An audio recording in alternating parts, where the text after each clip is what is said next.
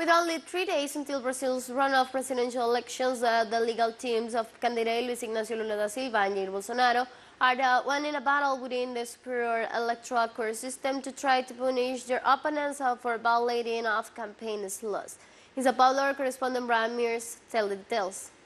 Only 3 days left until Brazil's 2022 presidential election runoff between incumbent Jair Bolsonaro and former President Luis Ignacio Lula da Silva. The legal teams of both candidates are frantically filing motions with the Superior Electoral Court to try and gain more advertising space as compensation for real or perceived violations of campaign laws. Last week, the courts awarded Lula the right of response on President Bolsonaro's own Twitter feed, which has over 7.9 million followers, due to a series of false claims made during the month of September that Lula is friends with a notorious drug dealer named Marcola.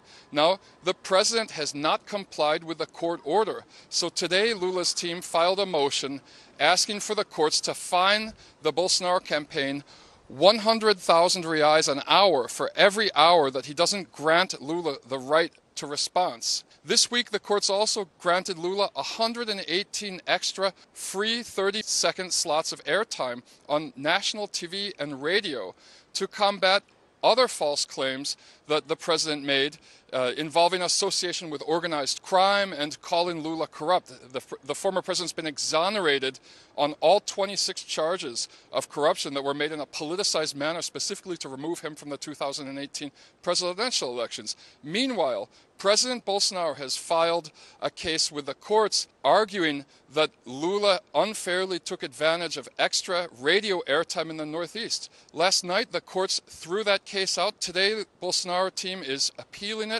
It doesn't look like it's going to go through. Bolsonaro is using this as an excuse to claim that the elections are rigged, and it's widely believed that on this Sunday, if he loses the election, which all polls seem to indicate will happen, he's going to cry fraud. He's going to try and make up excuses to not hand over power to former President Lula. So all eyes are turned to Brazil. 3 days until the election, 3 days until the world finds out who the next president of Brazil is going to be.